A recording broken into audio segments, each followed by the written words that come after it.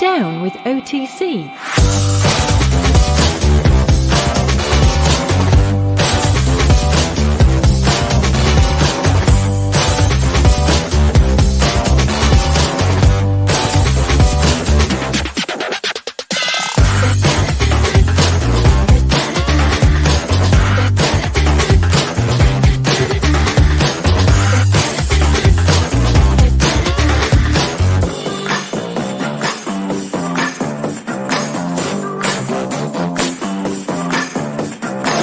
Are you down with OTC?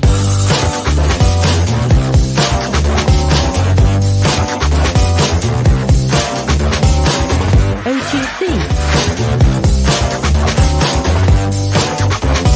Are you down with OTC?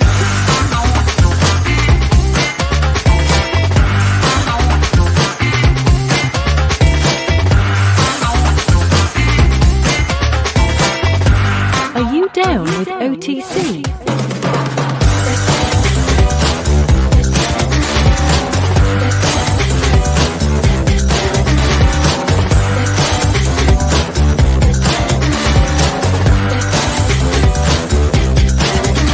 OTC. Are you down with OTC?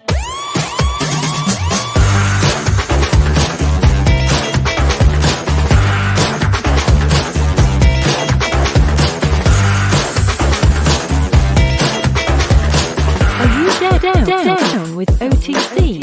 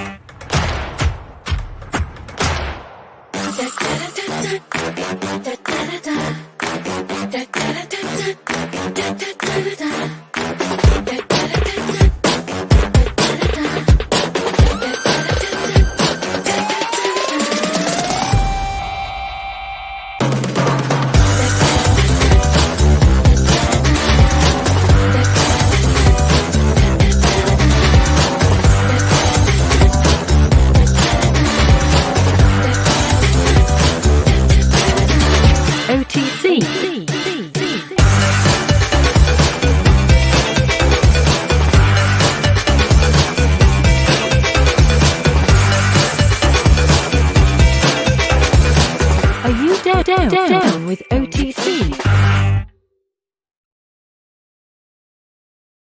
Bam! Bow, bow, bow, bow, bow, bow, bow, bow. Who's down with OTC? Anybody out there down with OTC? Who is down with OTC?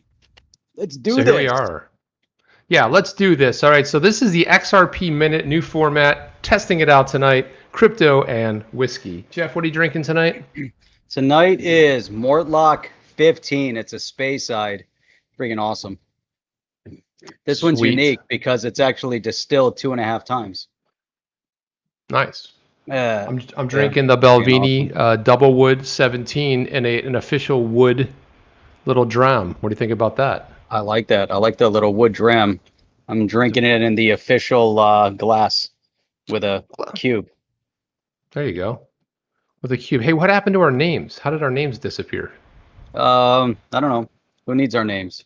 Who needs our name?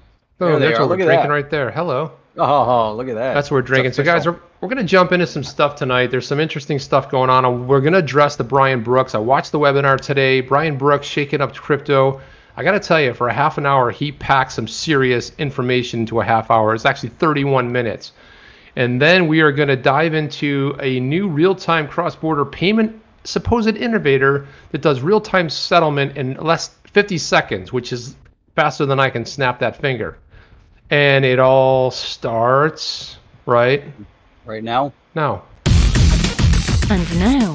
the XRP Minute with Chip on the chain. Chip and Jeff on the chain. There we go. Jeff. That was the closest thing we could come up with right there. The chain. On the chain. So guys, if you didn't know, there was a Brian Brooks. He did a for American Banker. They have this whole series. They're bringing in pros, a lot of fintech companies, and Brian Brooks, who is the acting comptroller. What is it called? The OCC, not to be confused with the OTC. And I have to tell you guys, after watching that and listening, it was funny because he did answer two of my questions. I know one of them was my questions the way it was worded. The other question could have been someone else's, but I was in there first just firing questions off. And the person that was moderating it wasn't going to get to the questions right away. She goes, okay, I got to get to one of the questions. This is about crypto. And it was about regulations. And my question was worded, when's it going to happen? Is it going to happen this year, 2020? Is it going to happen in 2021? Can you? And she kind of said, can you be a little specific about it? And he said, look, this isn't a news event right here, but I will tell you it would be sooner rather than later. After I watched that, my takeaway from this was we have regulations coming. Now, he mentioned something about November. He didn't, not necessarily that was a timeline, but he mentioned November. And I am feeling like, I got to tell you, I left feeling this thing super optimistic. One of the other things that was brought up in that whole thing was about bank charters. The ability to have, because one of the things about banking is it's really confined by state lines. So this banking charter, that when they put this out, they've already granted the first license for a banking charter. And so my question was worded the same way we have banking charters. Would there be a crypto charter so you wouldn't have to go through all that weird stuff in every single state? Because I was mentioning that there was also a friction point, and she did ask that question, although we kind of sidestepped it saying, well, crypto's really different because blah, blah, blah. But he said it's not going to be the same as like a banking type of charter, but he likened it more or less to the way banking works. He had brought up another point too, that if banking can connect to other banks and other platforms, they can also connect to the blockchain. He goes, I don't see it as being a rule chain because someone asked about the rule chain. So there you go. That's it. Is that true? Yeah, he said it. It was true. He said it was true. By the way, Win Mullet was first tonight. How do you think about that? Number one, and Sir John is going for the Talisker. Surajan. Did I say it right? Surajan. I think I said it right. I've been practicing for days. Okay, now the last name. I don't do last names. I couldn't even understand it in the video that he did. But Surajan. It's like a Surajan. Nice. Tell me if that's right, Surajan. I think it's right, Surajan. Boom. Since we've been butchering it for months now. That's right. So check this out. This is kind of in line with what we've been talking about here.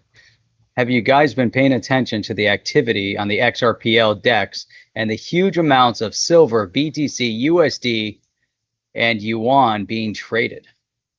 It's things are happening. I think things are getting lit up. That's why they're having conversations about getting a little bit closer to some regulation. What are your thoughts? No, it's exactly right. I mean, and one of the things they talked about with the idea of banks being able to custody crypto really kind of lays the groundwork. When you see that, that there's evolutionary steps that have to happen in that. What's up, Carolina? James Rule XRP. What's up, man? That there's certain things that have to happen, and when I walked away from that whole thing, I mean, for 32 minutes, it was just action packed, and I should have been recording it, but I really wasn't. I was just kind of taking little notes. And so I kind of walked away with a couple things. And one of them was that, man, crypto regulations are a lot closer. I think they're this year. I think they're happening October, November, December. He was kind of not trying to be specific about it, but he said there will be some announcements. And I feel like this is coming, Jeff. It's in the works. Yeah, I mean, there's been so much discussion. I mean, you look at that, what I had talked about on the video earlier this morning, specifically with another name to butcher, but it was Senator Mike Crapo. I say Crapo because Crapo sounds like shite. Crapo's just not good, yeah. So Crapo, but he's pushing, to get some clarity here. When it comes to cryptocurrency. But how long have we been talking about this? We've been talking about the Token Taxonomy Act. There's been bills introduced, but there always seems to be a little bit of resistance. But at the same time, the way I look at it, and what you're saying now, that it's now or never. The time. It's now or never. They've kind of led up into it. So you have. Nothing moves fast. So cryptocurrency's been around 10 years. So they've had 10 years of monitoring and watching. Yo, thank you Wade very much, Hutchins. Wade. Big shout out to you for that. But 10 years in, so now past how many years now is government token taxonomy act was 2018. So we have 2 years from there. It's enough time to really start getting some movement. The impetus now that I think you're 100% spot on why something has to happen at this point is because of what's going on with the digital U1.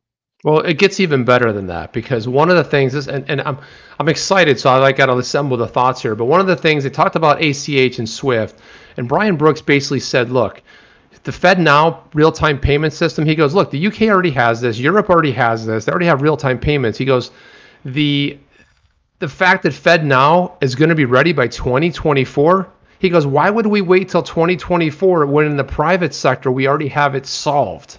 Right? He says when there's already fintechs and crypto, something like that. He said when there's already fintechs in the space that already have it, why would we wait and why should you wait? And he said by the time they get around to it, and so that's another thing that had me thinking that they're not going to wait. He talked about how slow it was. He says, why would we wait for a real-time payment system?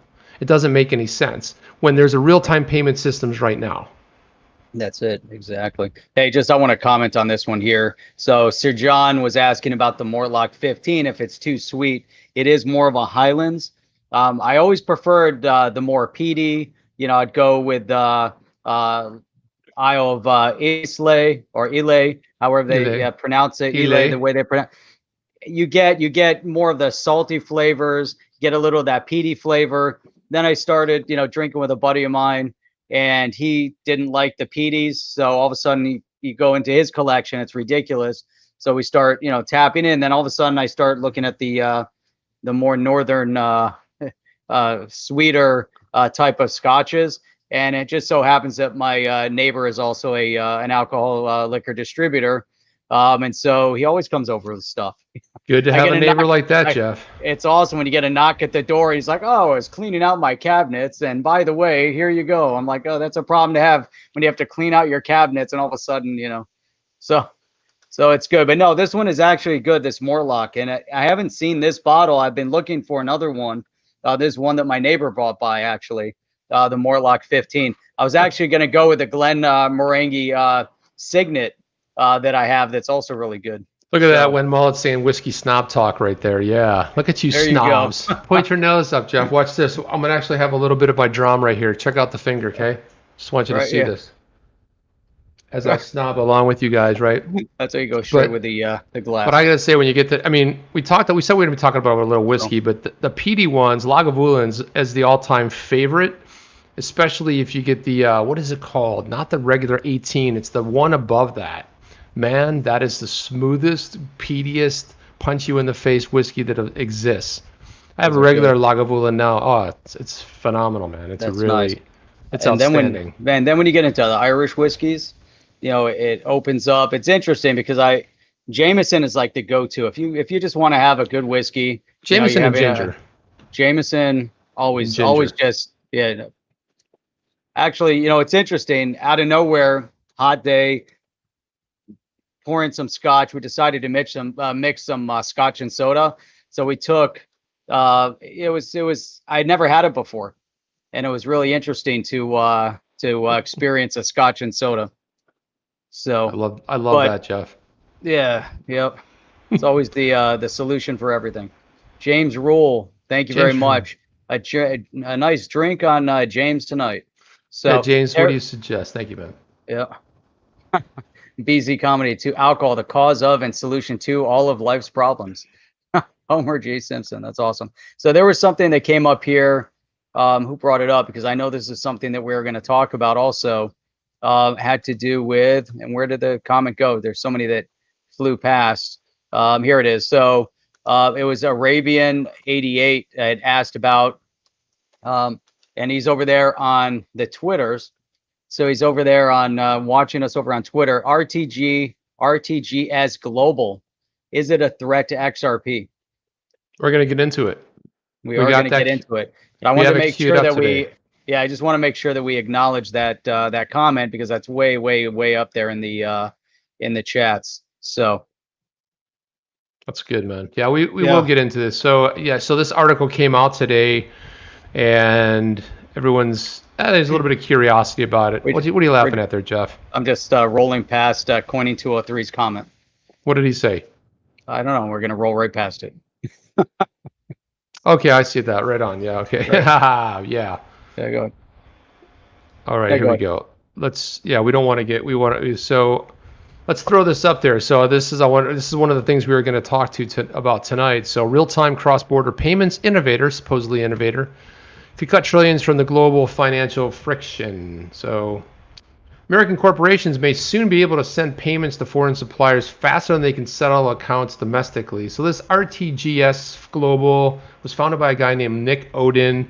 He started WorldPay, more recently ClearBank, using latest technology from Microsoft's Azure, which is their cloud platform that competes with Microsoft, or I should say Google's cloud platform and Amazon's platform. It's actually in second place, right?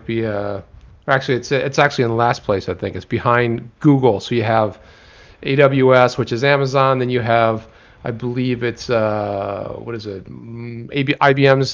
cloud solution. Then you have Google, and then you have Microsoft Azure. Just so you guys know where it sits in there.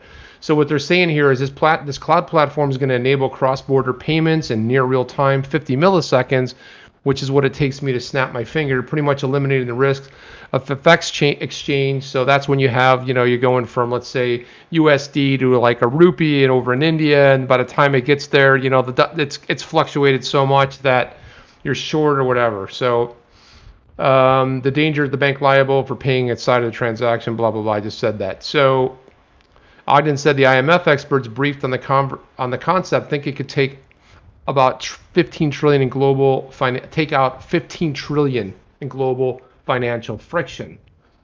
Estimated to be 2.7 trillion. In any event, the actual figure is impossible to determine. So let's see. I wanted to go down to this. So here they go. They say that it uses a patent pending technology to identify and freeze assets at the sending and receiving bank, and then authorize a transaction, which takes it 50 microseconds. Now, is this possible, do you think? I mean, we were talking about this earlier, with the RTGS, and you kind of brought up some good points on this, that one of the things that came out of this that you had highlighted, that it's not on the blockchain, that they thought blockchain was too slow. Right? Yeah, so that's exactly right. Yeah, so it's interesting. So there's no need to pre-fund a Nostro account, but where's the liquidity in it? How exactly are they functioning? How are they speeding this up? Where is their technology? Well, this is where I've had a difficult time. A lot of the articles we've seen look like fluff pieces. They talk about because they call it real-time settlement, right? So it's not like where Swift is a messaging system. And I wanted to get a little bit down into, the solution doesn't use blockchain because it isn't fast enough, and it doesn't use, the system doesn't use crypto. Fiat is all that's required. So it's weird. It's like a legacy real-time settlement payment, and they said a lot of the complexities that people have built, they don't need them because of their speed and 100% accuracy. He says that about 43,000 banks around the world could become participants in the RTGS global network, which also operates, as you know, everyone's getting on the ISO 20022 messaging standard, changes the way correspondent banking works and ensures that customers no longer have to phone their bank to find out where the payment is. Okay, that's fine, but what I'm having a difficult time understanding, when they come up here and they talk about they freeze the assets at the sending and receiving bank. Okay, so if they're not using Nostro Vostro, what assets are they exactly freezing, right? And then if you go down here, it says it transforms the challenges of legacy correspondent banking and international banking. The settlement and counterparty risk become non-existent because there's no need to pre-fund a Nostro account, and 24/7, 365 availability drastically improves the end customer experience, dramatically improving commercial cash flows. Now, I don't know how they're doing it, right? Because if you're in a cloud-based system, look, it's easy. You can send an email to something, they'll get it instantly. If you set up some sort of, even if you set up software that you're just sending it end to end, right? You're sending it over the existing rails of the internet backbone. the same way almost everything travels across there. Let's suppose it's 50 milliseconds. But what they don't go on to talk about is where does the liquidity come from? If you're not pre-funding Nostra Vostra, what assets are you freezing on both sides? Are you freezing those? That's what doesn't make sense to me. Yeah, do you think that, and Nuffins brings up a good point, it's they're trying to avoid using XRP? Are they trying to, one up everybody? Are they kind of taking in a page out of the Zelle book? With Zelle, it's basically a promissory note, right? So one bank is freezing the asset, and the other bank is making that asset available. So, and the bank that froze your asset, so if you're sending me money, that your bank is basically freezing your asset and creating a promissory note to my bank stating that eventually, your money will get there. So it's not settling it instantly. It's just allowing the payment to be recognized instantly. That's what it sounds like. It doesn't sound like anything beyond that. And that seems to be how Zelle works, because Zelle's not settling instantly.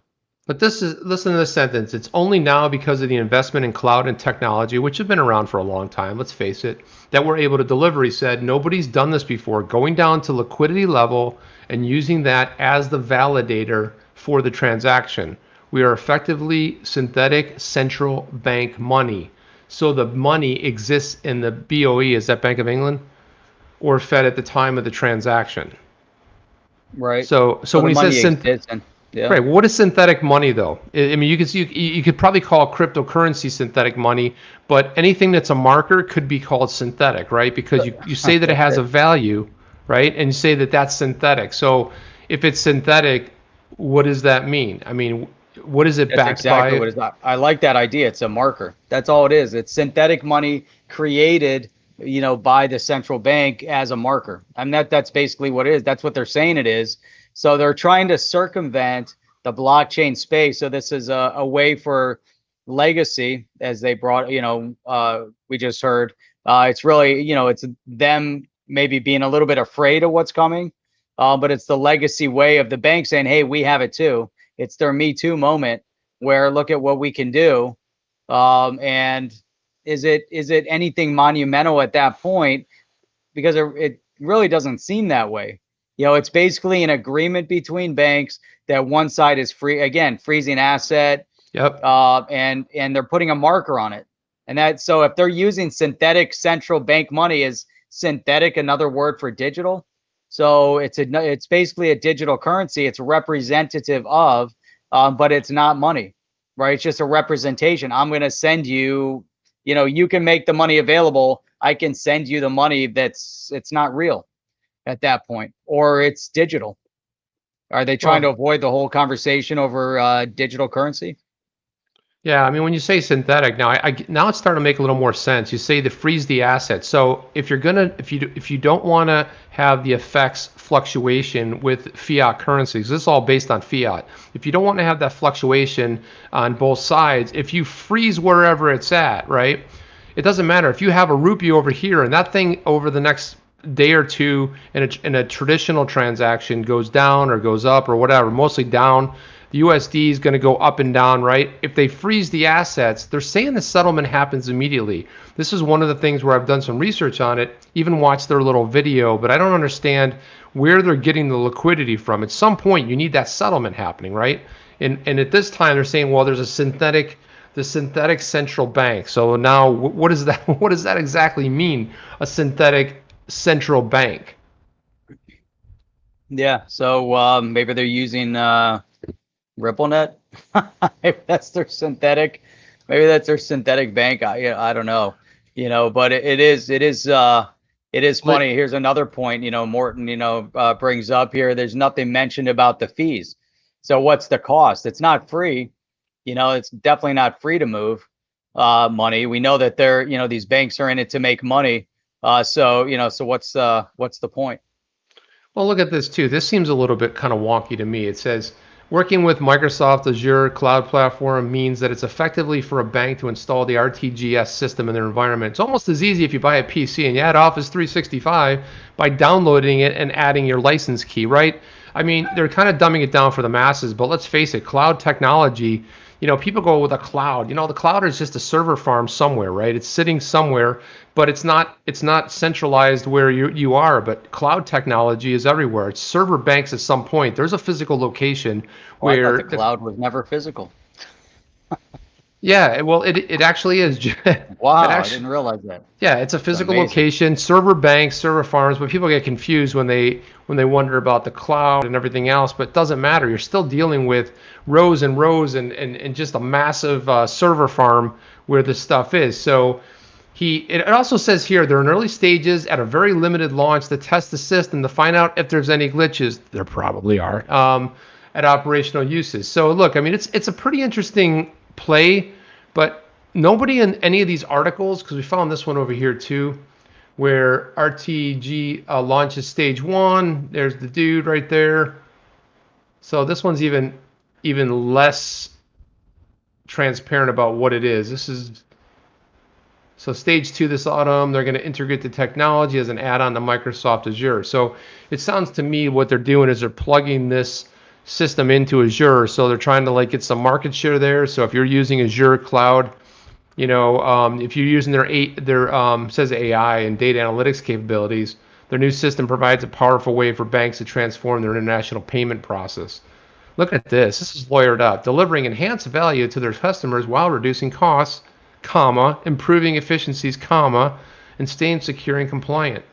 That wasn't written by an attorney, Jeff. That just rolls right off your tongue right here. It's perfect. You love that. Got to love it. Yeah, I don't know.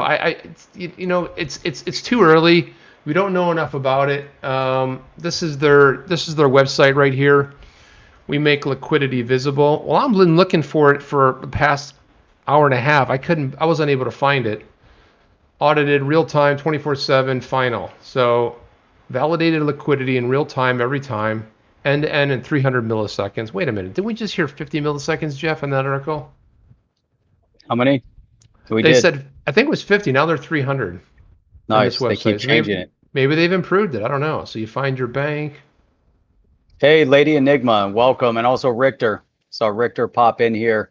Anybody who's late gets a shout out. And RTB. What's up, Roy?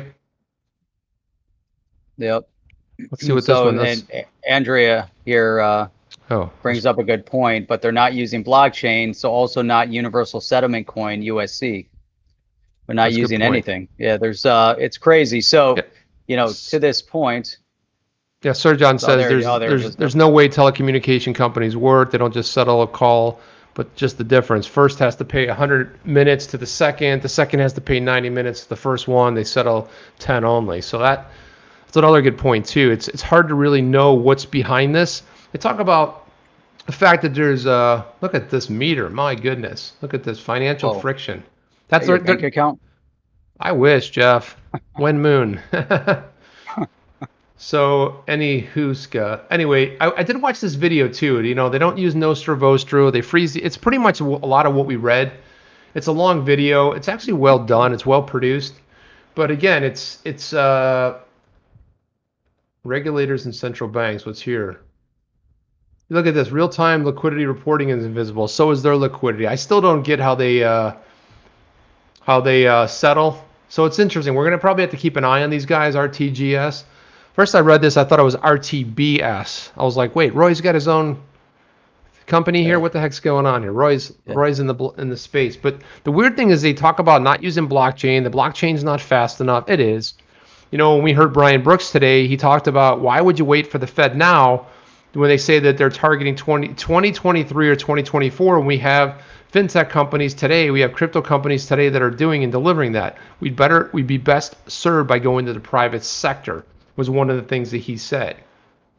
So that's why, and I think he also says something along the lines that we're talking weeks, not months. So we're going to get regulations. Now, I mean, anything can happen, but the way Brooks was talking, and he's such a phenomenal speaker, I felt like this is inevitable, that it's coming down the pike. And the evidence of that is the banks being able to custody crypto. That's laying a serious foundation, right? You're not going right into banks. I don't think people realize how huge that is. We were talking about Main Street adoption. We're like, Main Street adoption. Well, guess what, Jeff? What other better way is there than having the bank? You don't have to teach people to use a ledger. Yeah, you hook up this device, and then there's a seed phrase, and there's this and that, and they're like, their head explodes. But if you tell them, like, hey, man, yeah, you buy it in your bank app, and you click a button and it's custodied at your bank, and then it's insured. I did ask a question about the FDIC, that if they would extend the same in the states, the same insurance to 250,000. They didn't get to that question, but it would have been nice if they had gotten there. But they did talk. They did ask the important one about crypto, and they moved it right to the front of the line. Remember, this is American Banking. I think it's called American Banker. It's a trade magazine for banks. Yep. And the funny thing is, if you start looking at all the people, Jeff, they were all like really exciting fintech companies, and then they had the old stodgy, bankers in there as well. Oh yeah, there's a bunch of those. Huh. Now it's interesting you bring up the RTB there. I was going to go to the one above that. Big congratulations to his 8th negative COVID test. Nice. Good for you. Yeah. So, but that brings us back to Mike Crapo, that is really pushing the initiative, because he's the chairman of the U.S. Senate Committee on Banking. Now, if you go to Congress is dragging their feet because they still don't know how to pronounce Bitcoin. They still think it's Bitcom, and they're trying to figure out their texting on their phone. So they haven't really gotten there yet over in Congress, but at least here in the Senate, what we're seeing, with Mike Crapo. He wrote a really good letter to Brian Brooks that we talked about on a video that I made earlier. But this goes back a couple years ago because there was a Senate hearing, October 11th of 2018, and specifically referencing cryptocurrency. So here's a guy that's been on it, kind of like Warren Davidson, kind of like Darren Soto, both in Congress. They're on this idea that they need to accomplish some regulatory clarity within this space. But here's a great statement from Mike Crapo, again, chairman of the Banking Committee.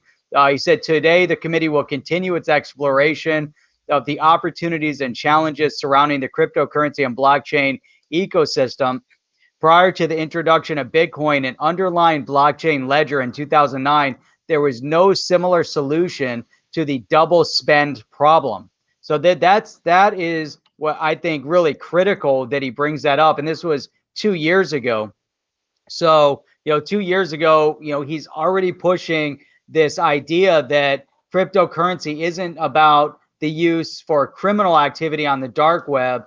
Cryptocurrency is solving a problem that there's never been a solution for before, which is a double spend issue, where the same digital currency can be spent more than once, and there's no third party intermediary. So he brings this up, that it's vital, that you have to understand, the basics. So he's trying to, get the Senate to understand the basics. And he said here, while Bitcoin, the first decentralized cryptocurrency, has been around for nearly a decade now, cryptocurrencies have gained particular attention in the past 2 years, due in part to their meteoric rise and subsequent fall in value last year. So he's obviously talking about the craze of 2007, 2018 that we all know, when we saw Bitcoin go up to 20,000, and then over the ledge, XRP over $3, XLM was around 80 cents. It was crazy. It was a bunch of, it was insane for that period of time. So so that's where it began to get the notoriety. But that also means that when it got that notoriety, it means something, right, Chip? I mean, now Congress, government, they need to look at it seriously, and that's what he's saying. Yeah, and one of the things that Brooks brought up today in that webinar for American Banker, he brought up the fact, and we've heard Brad Garlinghouse echo this as well.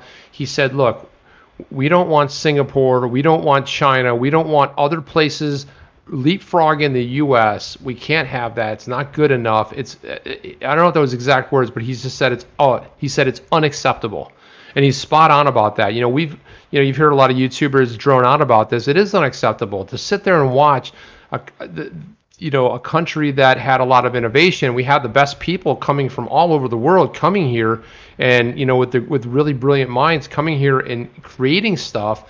And all of a sudden, everybody had to start leaving. They had to start going offshore. They had to start going to Eastern Europe. They had to start going to the islands because they were basically run off because they had these brilliant plans to make a new company, and the regulations weren't there. And there's only one way for them to do it, and that was to take a hike. And unfortunately, that's what Brooks addressed today, which I love, because he said it's not. He goes, it's just having Singapore or China being a one-up China, being able to one-up us, not good, man.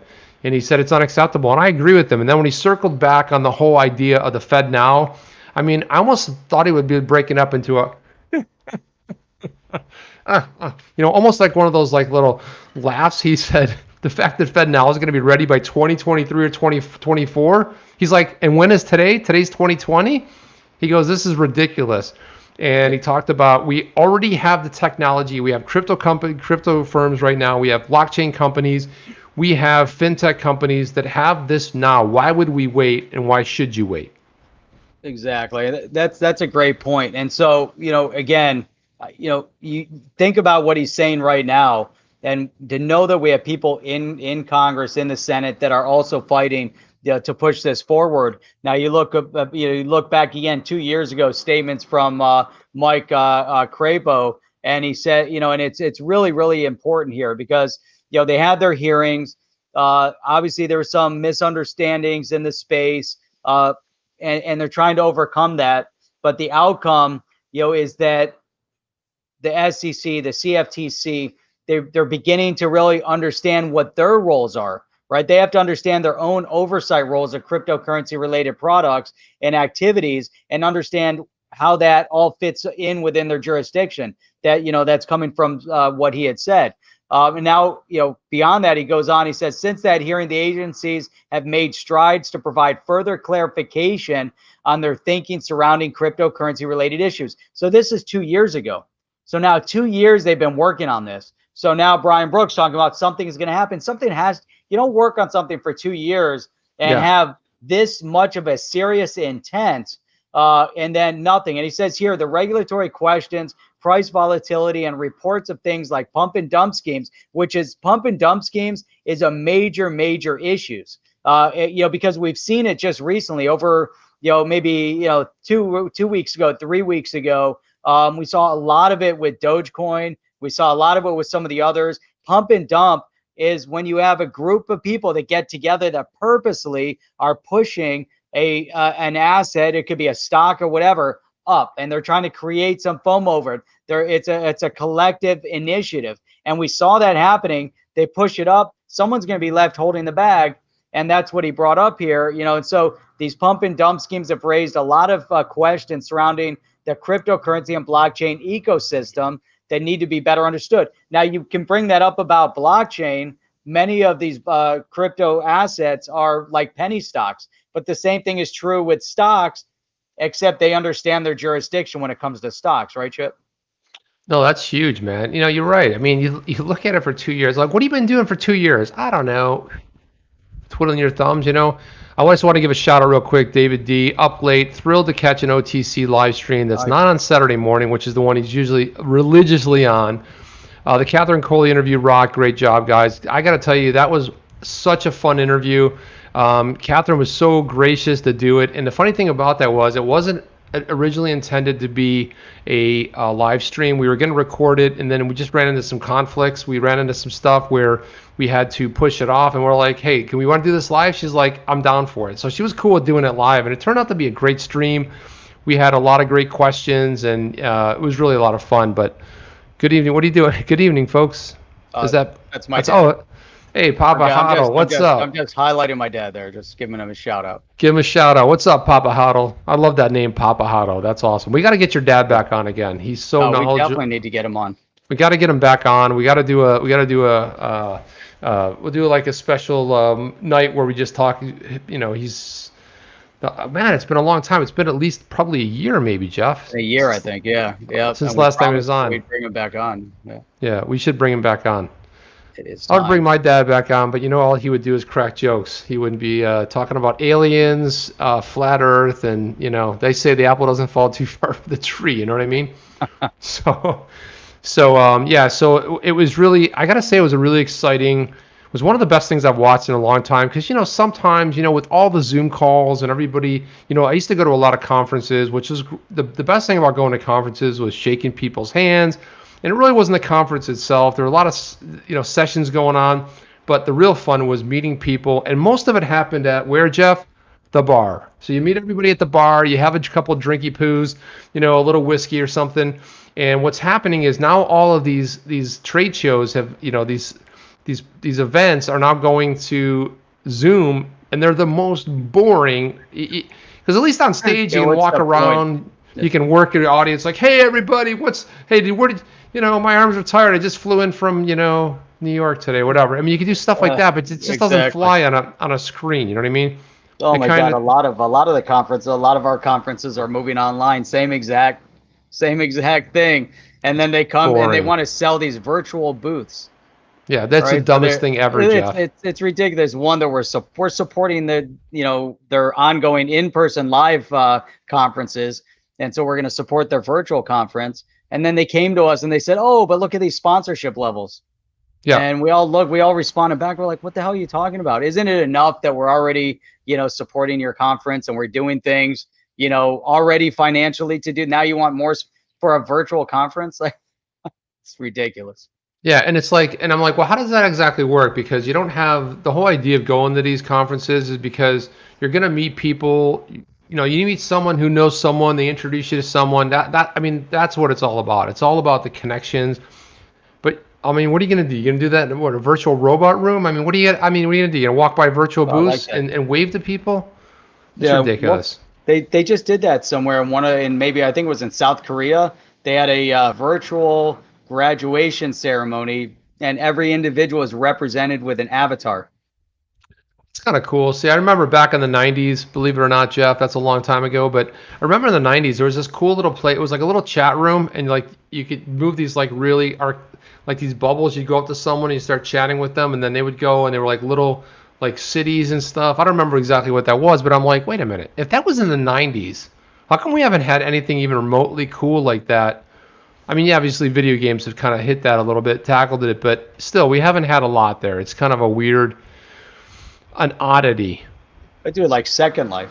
Second Life would be the ideal place to hang out with Wen Mullet when we go off topic. Jeff, And look you at. could have a whole conference in Second Life. Yeah. Well, I like Sorry. that too because David D says you guys are coming up on a year from the OTC launch. Do you guys remember? You remember when it was teased for a while, but what was the official date? You know what? The official date was we launched on Jungle Inc.'s channel. He debuted us. That was the very first time we talked about OTC because there were so many weird guesses. Like somebody said, like, what does OTC stand for? And people are like, on the couch, on the chair, And we are coming up, man. It's crazy. It's going to be It is coming up. October 1, I think, right?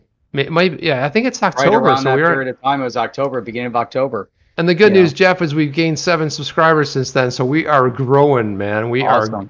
we are getting We there are together, growing. man. We Blowing are up. crushing it. Blowing We are up. knocking it out. We're proud of the people. We're proud of what we're doing, the work we're doing. Although the other day I did a video and someone said I was a scam artist, and when was I going to shut down my channel? I'm like, what? They said, yeah, you guys are scamming the space, but it turned out to be a BTC Maxi. All those BTC Maxis. Wait a minute. Mullet says we're way off. Mullet, I'll give you, Mullet, if you want, I'll give you a link right now. I'll DM you a link and you can come on live with us. You cool with that?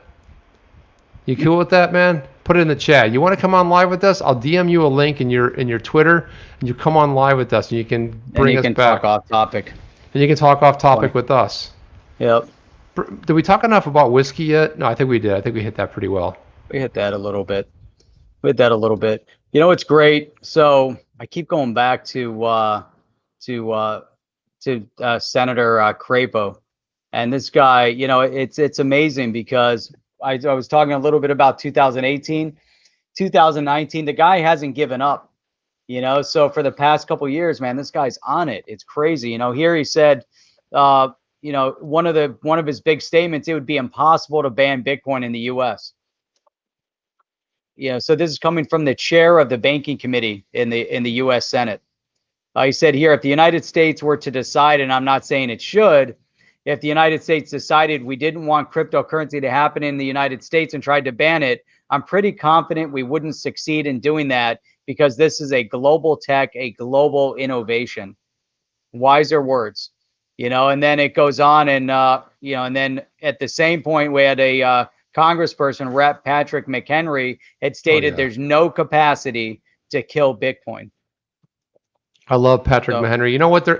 You could say a lot of things about Congress, but there are some supporters. Darren Soto. There's a lot of, and I'm proud that he's from Florida, man. I mean, it's like there are some. You do see some more bubbling up. That crypto, I think it was about a week and a half ago. That crypto, what was it called? The crypto roundtable or conference or whatever it was. But you do see more and more happening. And you know what? I mean, you don't want the U.S. leapfrogged by somebody like China. I know Jeff did a really cool video. Actually dropped it today. Was that today, Jeff? This morning? Man, it seems like you dropped it this morning. Holy cow! But he did a really nice tie-in. If you guys want to see a really well put together, where Jeff ties everything together as far as what China's doing, their CDBC, and how it's going to work internationally, it was a really well done video. I urge you guys to kind of take a look at it. I'm not going to rehash it, but I look at, when we think about China, we think about some other places. Look, this is not. We're not talking about this is a global war, right? I mean, we're talking about, it does get political, but if you take the politics out of it, who do you want dominating? You want a society built on communism and control of its people, and you have to have a social score to be able to travel to the right city, or at some point when they go blockchain, if you do something wrong, they're going to be able to strip you of everything and all your rights. Or do you want to work with somebody that's more about freedom and who's going to be a purveyor of that, and which is more or less what the U.S. is behind and kind of putting out there. So I mean, not to even get political, but it's just a matter of, you got to choose at some point, who do you want there to be successful? And also Europe too. You have Europe, which is a very important player as well. Europe, Australia. Who do you want to be successful? You want to bet on any of those. But I worry a little bit about someone like a player like China coming into it and trying to dominate, trying to circumvent the U.S. dollar as far as the preferred currency. What do they call that? What's it called, Jeff? What's the official word there? For what? The USD. Global. How it stands in the world, the global currency reserve. That's what I was looking for. Couldn't grab it. It was there. Kind of connected to a blockchain. Reserve. Yeah, the reserve currency. That's what they're trying to circumvent, basically. Billy Gould's he's not happy about something there. Where's my link? All right, Dutchy's coming on. Dutchy, you want to come on, Dutch? RTB. All right, man. Let me grab. Dutchy, I'm gonna send you this to your. I'm gonna DM you this link. Jeff, fill the space. We don't want to have dead air. Fill it. Oh, do we need some space here? No, that's good. I was bringing up something on Warren Davidson, which it's interesting. So this is June. You go back a couple months ago, and Congressman Warren Davidson had said that Bitcoin is a great store of value. And again, we were just talking about Warren Davidson. He was a co-sponsor of the Token Taxonomy Act, along with Darren Soto and Ted Budd. And there's multiple resolutions that have been on the House floor, including HR 7356. And so, there's really the idea that all of a sudden digital assets going to go away is now obviously at this point fictitious, which is funny to me now that as we look at the RTGS and what we're talking about in the beginning, that they're moving back towards legacy systems and trying to create legacy solutions and basically trying to bash the idea of the blockchain that it's too slow. Yet when we start seeing, the movement within governments and globally, that everybody, in fact, is embracing digital currencies, not necessarily on the blockchain, but they're embracing the digital currency, which is also then what brings me always back to the whole China discussion. And, I can beat this one over and over and over again, on China, because, what they're creating is basically a centralized currency. It's not a decentralized, it's not a blockchain currency. It's strictly centralized. And that's something that, we have to be very cautious of. And as we start seeing these representatives, whether they're in Congress or Senate, they're understanding the dynamics and the fundamentals of a digital currency, a digital asset, Bitcoin, XRP, Ethereum, whatever it might be, but that's their objective, is to embrace the regulatory clarity of the crypto space, whereas others in the world, China, like the digital yuan, or members in Congress that are trying to pass through a digital dollar that has nothing whatsoever to do with cryptocurrency, other than it is a more centralized, completely regulated, or not regulated, but completely controlled currency by, you don't even know at that point.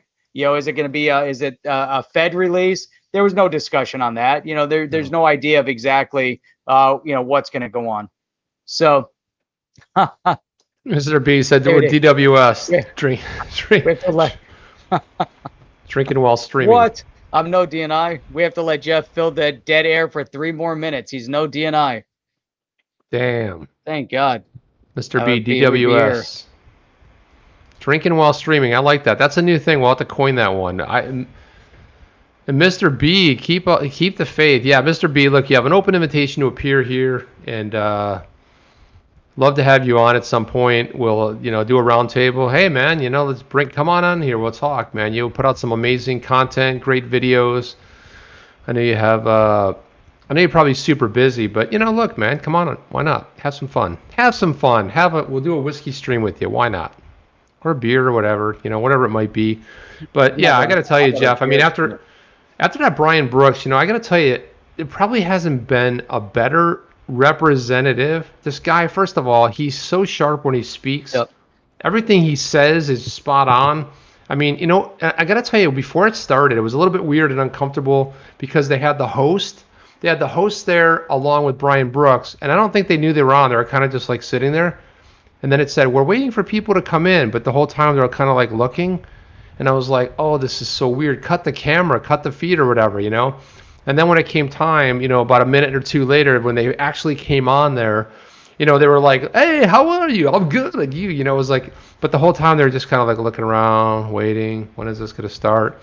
And I don't think they realized that they were on camera the whole time, and you could see them. But that was a really good one. So I got to tell you, I mean, optimistically, it's probably one of the best things I've seen in a long time, because I walked away thinking we're weeks away from some serious regs, and it may not be the end all be all, but we're very close than it is like way out there. And you got to think about the fact that they're already laying the groundwork with custody and crypto in the banks, right? That was a massive one that kind of went a little bit. Do a cigar stream. I used to smoke cigars, but I no longer smoke cigars. But I don't know anything about cigars, so that's not it's not my thing. What do you think of that? A simple curiosity. Some say that on September 1, the quantum financial system was turned on. I've seen some screenshots where people would buy something in eStore and then ask for a refund. The refunds were instantaneous. Yeah, I mean, we've heard a lot about this quantum financial. I'll be honest with you. I mean, look, I mean, is it called that? I've seen a lot of the Charlie Ward videos, and I got to be honest with you, that's like crack. I love those Charlie Ward videos. I watch them all. I love them. It's fun. It's entertainment, but, it's replaced my flat earth videos, which I used to love to watch. I love conspiracies, any kind of weird stuff, that we can kind of watch. Which is always a great thing. But I want to introduce right now, coming to us live from hopefully Vegas, but get yourself situated, Dutchie. Sit down there, get yourself, okay, we're going to bring on RTB. This is Roy. From Roy, you're on the OTC stream. What's up, my man? Hey, what's up? What's up, brother? It's good to see you. On? So tell me when you're coming to Miami, because you've gaslighted us a bunch of times saying you're coming to Miami. Jeff and I got super excited. We were on our way to Miami, and you go like, "Oh, my plans changed. I'm not flying into Miami now." I know it keeps changing. I'm sorry. Are you coming to Miami? I don't know. Right now, I just got to Croatia again. Oh, you're in Croatia? I love Croatia. Yeah, Say You haven't it's seen like Sir 3 or John? 4 a.m. over there. yeah. It's 3:12 here, and yeah, in the 3:12. But you're middle still of- in Vegas time, right? I'm still in Vegas time. Yeah. Yeah, if you guys don't know, Roy is a pilot, so I'm guessing that's how you ended up in Croatia. Yes. Well, you never know, man. Sometimes you get kidnapped. Next thing you know, you wake up in a pool of ice, and then they took your kidney. You never know. I mean, weird things can happen. No, it's pretty nice out here actually. But we haven't been allowed to be outside much. The company requires us to stay in quarantine. So That's no fun. That's tough. You can't even go out for an ice cream or whatever. What's your quarantine? The hotel or are We you in a have- compound? technically we have to stay. Okay, the first time around I was here 33 days, except I had a few flights to Paris, but we were not allowed to leave the hotel room. But we all snuck out a little bit. Oh, you Oh, heard it yeah. here first. You So, hear have that? you- You hear that? Where are you? Drove Where are to you in porn. Croatia? Dubrovnik. Dubrovnik. Oh, I love Dubrovnik. So, and we were told Old this time town. that we are allowed to interact with the other crews. So we are allowed to visit and have dinner in a room and stuff like that. You know. Well, can you mingle with the locals? No. That's part of the Jeff. What part of quarantine didn't you get there, man? He basically told you he's quarantined, but they snuck out. It's like Oh, if you sneak out of the quarantine, then what? when you snuck out, did you get a little? Would you go to like a little pub somewhere? Throw back a few Guinnesses? I'm being careful. I'm not going anywhere. I'm not Yeah, interacting. all right. I go out just for walks and stuff like that. You know. Are you on call right now, or can you you throw back a drinky poo? I had a Bailey's Irish cream with my coffee when I arrived. A Bailey's Irish Wow. cream. Oh Yeah. wow, you're Nice. a puff. Look at that. You put a little whiskey in there, man. Look at that. Look at that. Little Irish whiskey. Yeah. It's, So while you're flying all these routes, I'm sure you have time to brainstorm and start thinking about so the regulation and the crypto space and all of that. And what are your thoughts? Where do you think we are? We were just talking about there could be something here soon, maybe not. What are your thoughts? honestly, I stopped doing all that about a year ago. It's to me, it's like nothing is going to happen until they make it happen. And there were so many stories out there. Oh, it's going to happen soon. This is what's going to happen. And I was up to about a year ago. I followed all the news. I just stopped doing all that stuff because nothing is happening till they do it. And once they do it, I'll find out. Yeah, that Brian Brooks thing. By the way, turn your phone horizontal there so we can get more. Oh, there you go. Boom! You see? Bam! There we that. go. But I got to tell you that Brian Brooks, for that little segment he did with American Banker, was super encouraging. I mean, he talked about we're weeks away versus months away. He said, I don't want to break anything here, mentioned maybe possibly November. But I really do think that, the crypto, it's coming, man. It's coming. So I think things are going to start breaking loose here. Who knows? I mean, a lot of people get crazy. Now, RTB, have you heard about, I should say Roy, but for the rest of you, but have you heard about that that other company? Did you see the very beginning of this? We talked about the real-time cross-border payments company. Yeah, I saw it. Yeah. So what are your thoughts about? Do you have any thoughts on that? Did you take a look at that yet, or? I don't think. Yeah. Well, I read the article real quick. I don't think it's settlement. They say real-time settlement. I don't think it's settlement either. I don't think it's settlement. Every time when people talk about settlement and all this stuff, I always look at, like Singapore Airlines or somebody who wants to buy a $250 million airplane from Boeing. Now, so if what this guy is saying, is he saying that in 50 milliseconds or whatever he's talking about, that $250 million is going to be sitting in a bank account of Boeing? I just don't believe that's the case. No, but they talk a lot about the cloud and they'll freeze assets on both sides, but I don't know what that means because I mean, they talk about real-time settlement. Well, first of all, it said 50 milliseconds in the article, but we went to the website, it said 300 milliseconds. So already I'm like, wait a minute, something's not quite right here. Something's weird. But, when you first read something like, oh my God, if it was that easy to go to Azure, Microsoft Azure, which is their cloud platform, and plug it in, and then you like download it to your computer, and then all of a sudden that's it. Well, why the hell? What have we've been waiting for? I'm surprised nobody else thought of that. Well, and then he talks about blockchain, the fact that it's too slow. So 3 to 4 seconds in real-time settlement with real-time, ODL, the on-demand liquidity, that's not fast enough. They're freezing assets and doing weird stuff. I think you're right. I think it's a puff piece. We have to go from 3-day settlement to 0.5 of a second, and 3 seconds is too slow, right?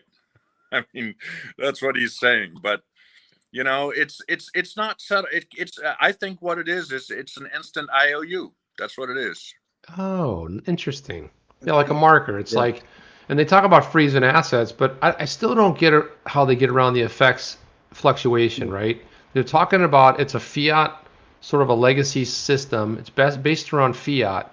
So, I mean, if you freeze a rupee and 100 million in rupee or 100 million in USD, how is that going to solve anything? I mean, and where does they talk about real-time liquidity, but where does it come from? They never mention it. And the weird thing is the person writing the article never says, that sounds interesting. Like where does the liquidity come from? In their video, they talk about, well, nostro vostro, and you don't have to worry about that. And there's the third-party counter risk, and blah, blah, blah.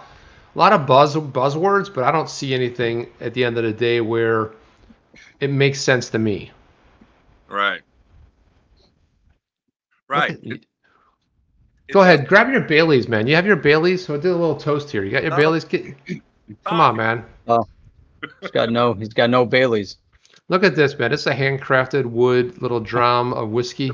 That means I got to make it coffee first. You're having me make it coffee. Come on, man. How are we going to toast? What the hell? Hang on.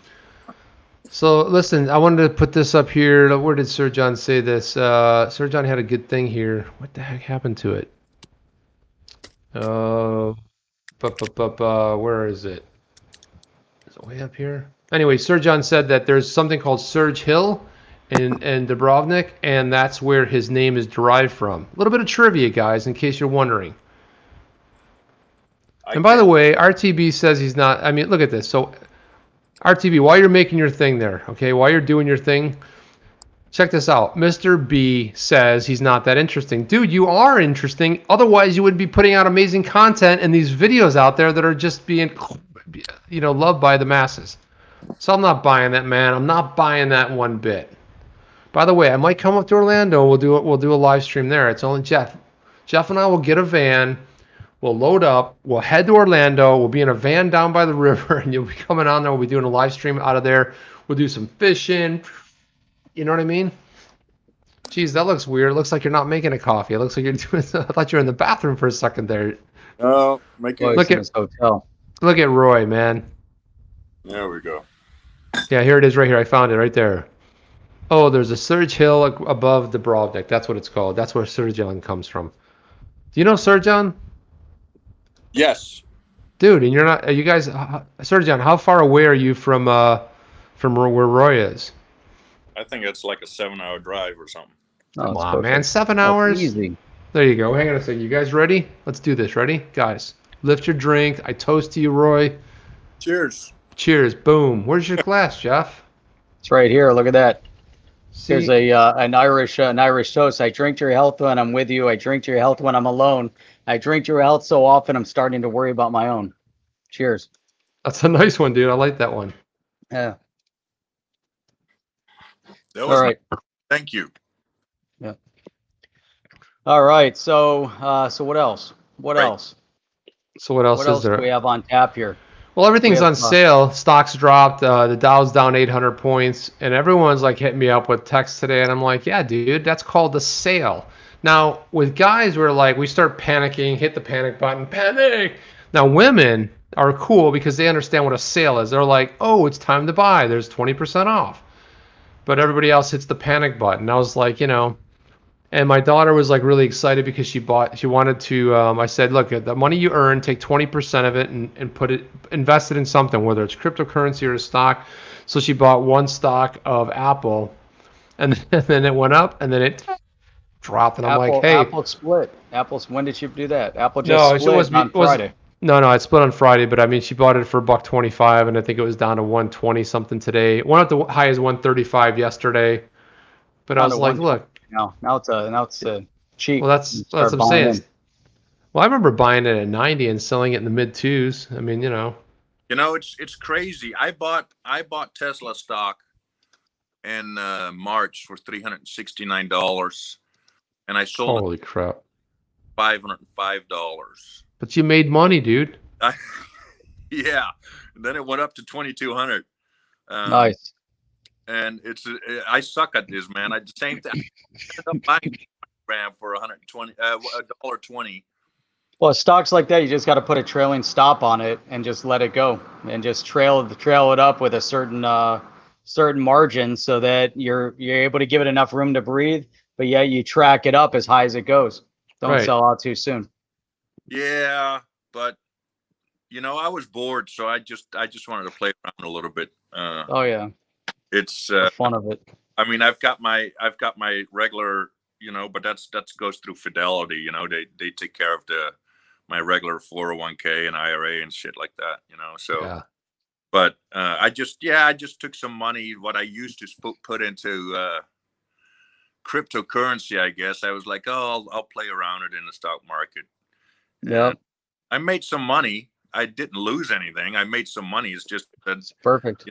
Look, man, you can never doesn't matter. I mean, if you made money, that's it. Never look back, sell it, get rid of it, whatever. Because there's always that thing where like, well, let's see, I remember buying Apple at $9 and I remember selling out at a certain point and it's split a couple times since then.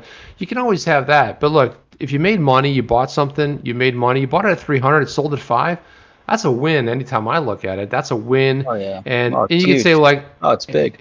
Listen, it's always bad to say, well, like I could have made this if I hung on to it, but I lost X. But to say that I made this, I could have made this. Forget about that. You can go drive yourself insane doing that. Yep. Yeah, once you sell, you sell. But look at Bitcoin's at 10,000 now. It's up to 12. Yeah. XRP's down to 25 cents. It's on sale. Man, Ethereum is. I mean, that Ethereum made some huge gains over the past months. It's amazing, from 200 up to what did it hit? I think like 420, 430, 440. Now it's down to 390, but still way ahead. I did most of my Ethereum I bought at just under $100. That wasn't even that long ago. Yeah, it was recent. I was way up on. I had OMG.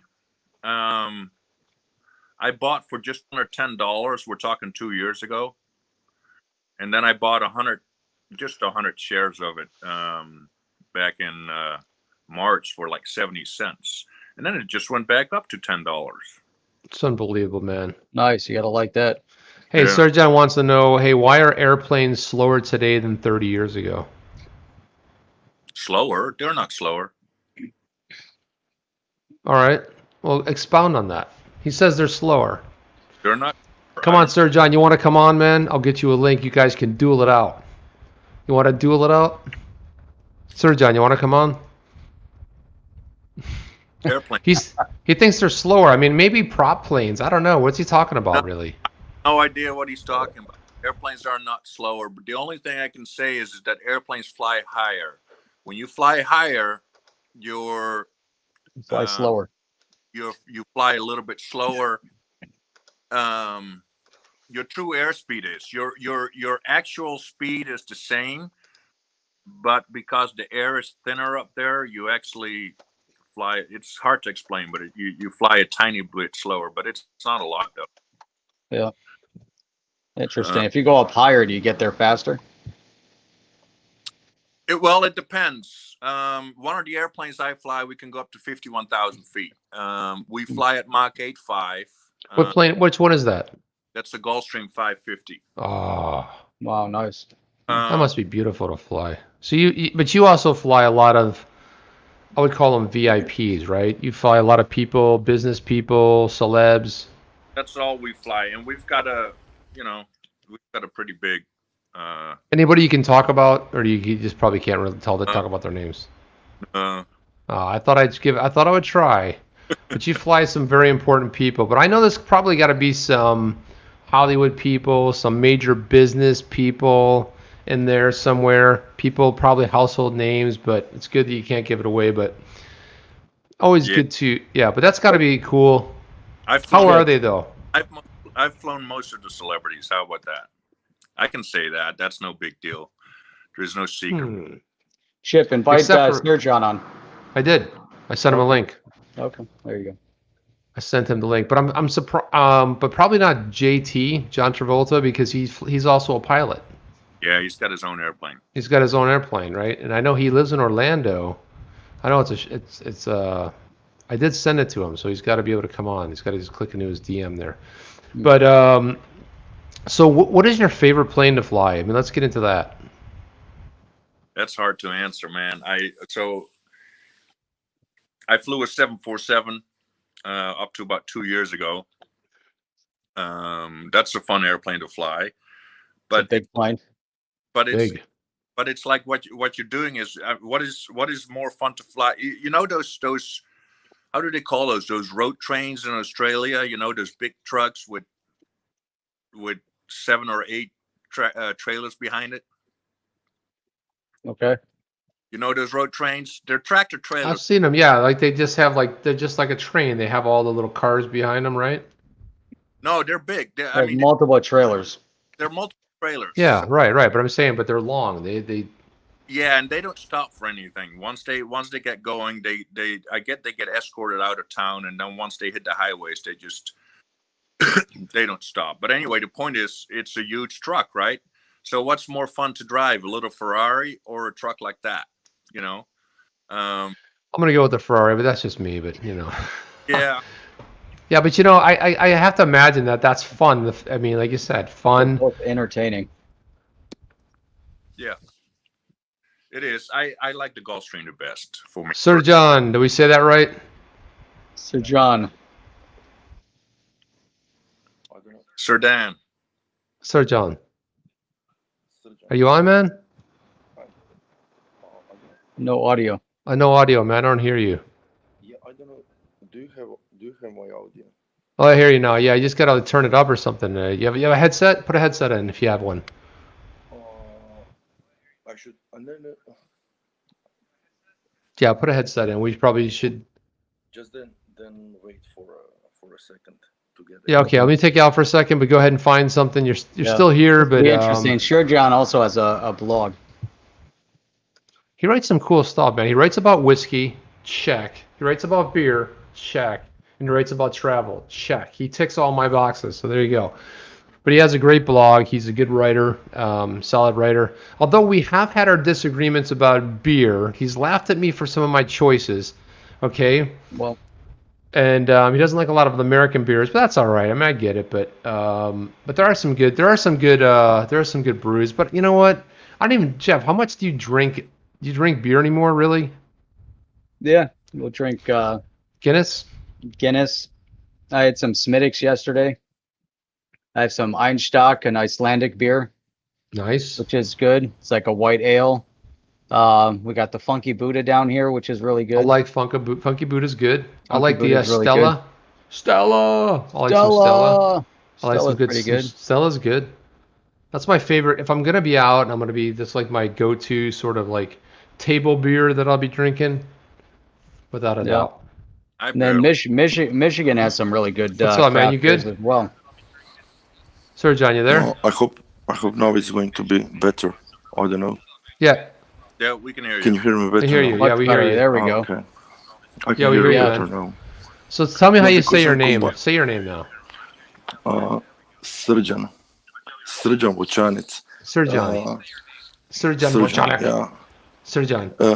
How far away are you from Dubrovnik? I'm like 700 kilometers or something like that. I'm in Zagreb. So is this I Jeff? was Now, did you ever? I was in Sorry. Dubrovnik I was in Dubrovnik 2 weeks ago, and then I went to the island of Mljet in front of Dubrovnik, but I came back to Zagreb because I had some stuff to do. I couldn't be on the seaside till forever, so that's the Gotcha. problem. No, But Jeff, if I go ahead. no, I think we're on a little bit of a delay, but Jeff, if I said to you before we I started the think stream, we'd be talking to two people from Croatia tonight, you've been like, no way, dude, it ain't No way, we're happening. not gonna do it. And one of them just happens to be traveling there. Yeah, it wasn't gonna happen. That's so you great. know, So why do you think, Sir John, why do you think that airplanes are slower than they were 30 years ago? Where did that come from?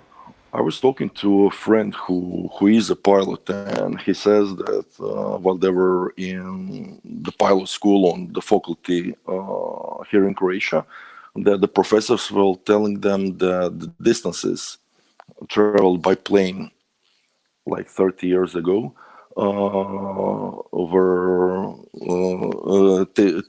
took less time to reach than today.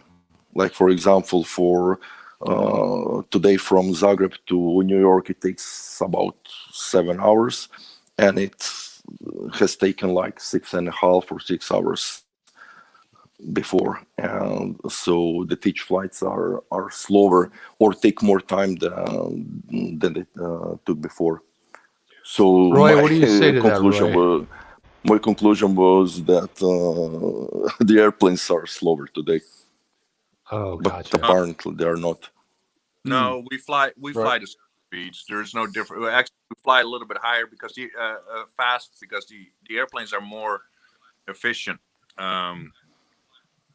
So where you have to, anytime, it's just like a car. Anytime you want to stretch your legs on it, you have to slow down a little bit, right?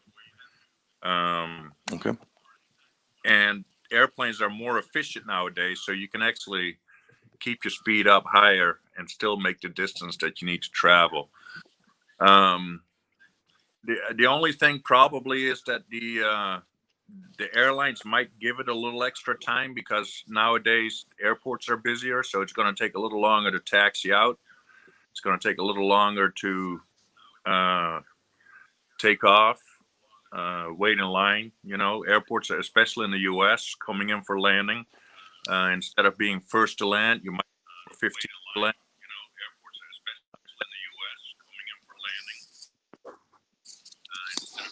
But the actual flight is the same speed. Okay. Well, there we go. We solved that tonight, Jeff. We weren't going to get to be able to solve that critical Yeah. thing This is issue there. just like the conversation between XRP and legacy payments. All right, so Right, there you go. RTGS claims that legacy payments are just as fast, if not faster, than cryptocurrency on the blockchain. And the blockchain guys are saying, no, we're more efficient now. And and this is Oh, that so is it's hilarious. perfect correlation. So that was our discussion. That's what it was really about.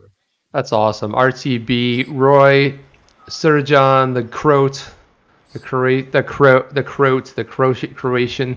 By the way, I can't wait to go there and hang with you, drink some whiskey. If you guys don't know Serjan, he's got a phenomenal blog. And I was saying it ticks all the boxes. I don't know if you heard me before. Travel, yes. Whiskey, yes. And beer, yes. Those are like the three things you write about. And then you do like little taste tests, even though we've had our disagreements here and there. So what do you think about, Serjan, what do you think about Bailey's Irish Cream? Are you down with that? I love Bailey's. I love all Irish creams because that combination of is really. I love to combine it with coffee usually.